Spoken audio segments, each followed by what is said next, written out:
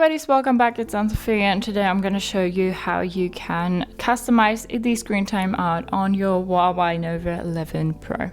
For that, you want to go to your settings and then go to display and brightness and go to screen here and click on sleep. And now you can choose between 15 seconds, 30 seconds, 1 minute, 2 minutes, 5 minutes and 10 minutes. It's set just 10 minutes for demonstration reasons right now, because if you do these videos and the screen blacks out all the time, it is really annoying.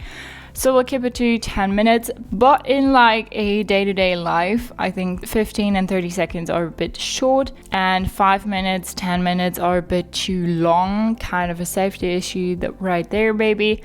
I always set it to 1 minute or 2 minutes on, well, my personal phone. So I'll do that.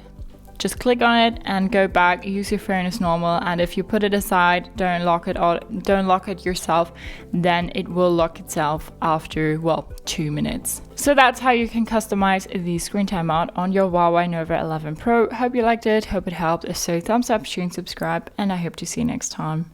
Bye.